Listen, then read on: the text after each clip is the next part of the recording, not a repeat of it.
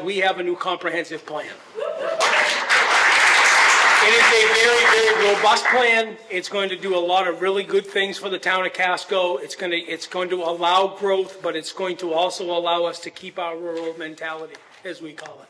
So, again, thank GPCOG. If you ever need assistance with that, go see them. They're amazing, and Vanessa's been just as good. So, thank you very much. Have a good day. The Yarmouth is making progress on affordable housing. We don't have new units yet, but the success that we're reporting is we are getting past our own inertia. And the tool that got us there was locking people in a room. We had an affordable housing summit. In January, we brought together all the necessary parties. We had town council, planning board, affordable housing committee, chairs of the comp plan committee. We had 2 public meetings facilitated by Christina and attended by our town planner and other staff. In the first meeting, we learned that we were actually all on the same page, and that freed us up to move forward. We were able to focus on setting priorities and creating a roadmap and timeline for taking specific actions. We've already passed an affordable housing production goal, incentive program for developers, adopted criteria for funding affordable housing programs, authorized feasibility studies for town-owned properties, and our planners are working on drafting zoning changes to allow for smaller minimum lot sizes and multifamily housing in our growth area. With all these pieces in place, and LD 2003, we're laying the groundwork for new affordable housing units in various forms to be added to our community.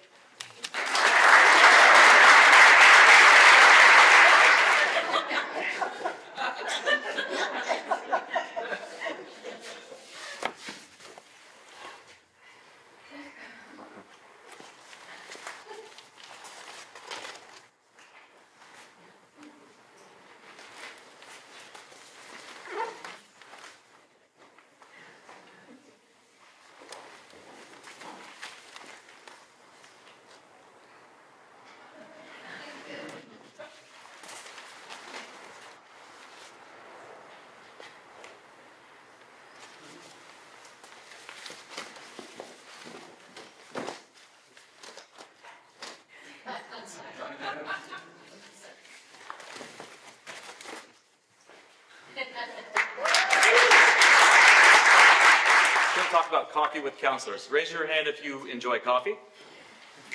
Raise them up. Raise your other hand if you're a counselor. Okay, keep them up. Now sway like this because I'm going to preach. All right.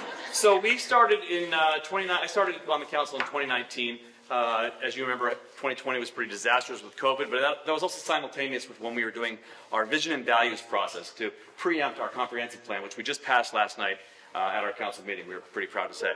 That being said, during the vision and values process, we learned from people that they wanted a way to give back or be heard in the community where it wasn't in the public forum necessarily, where they could just chat one-on-one with direct feedback and have that communication openness with current council.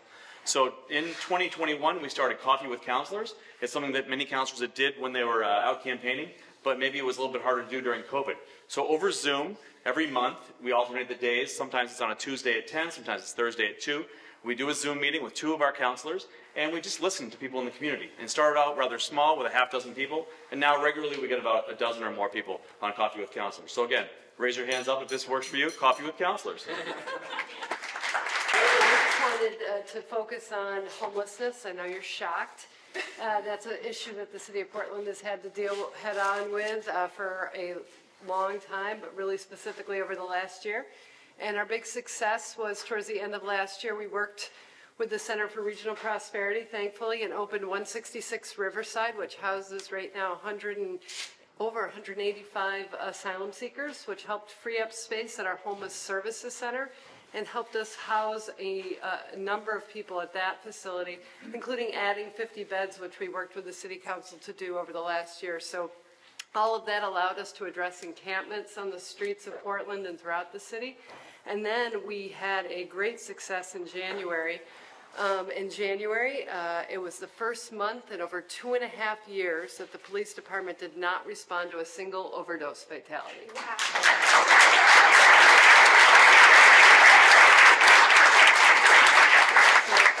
That's amazing, and that we have seen just the benefits of this and this collaborative work that we've done with the Center for Regional Prosperity, but really with all of our partners throughout the region. And we're just so thankful. We feel that, you know, this is just the best is yet to come, and hopefully this is just the beginning. So Thank you. We, as a city, worked really hard to try and not have any new positions created because of budget issues that we all know about. And the fire chief came to us and said very clearly that he really, really, really would like at least one firefighter paramedic. And he begged and he begged. And so what we as a city council did was we tasked our TIF council with finding money in the, figuring out how we could change our TIFs so that we could pay for emergency equipment with TIF, which is something we didn't know you could do. And so now that is going to happen, and we're going to fund a lot of our emergency equipment with TIF, freeing up the funds to hire a new firefighter paramedic. So this year was a big one for Bridgeton, perhaps not as big as Wyndham, but we officially this January flipped the switch to turn on our brand new $28 million wastewater treatment facility. About half of this was funded by rural development, and we were later awarded an EPA earmark that we coupled with Cumberland County ARPA funds to do an extension project for our sewer mains. And we're constantly trying to find new ways to expand our service area further into our downtown neighborhoods. This has really opened the door for a lot of infill development in our downtown, and just shows that in a rural place like Bridgeton, attracting business and housing is not just about the land that you have or the ordinances that you have in place, but really that critical infrastructure that you have to support it. So, thank you.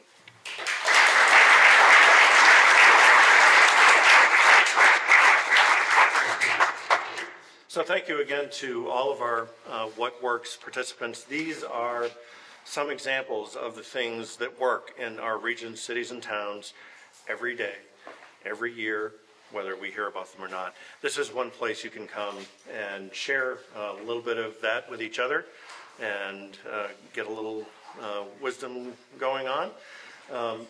Can we thank all of our presenters again, please?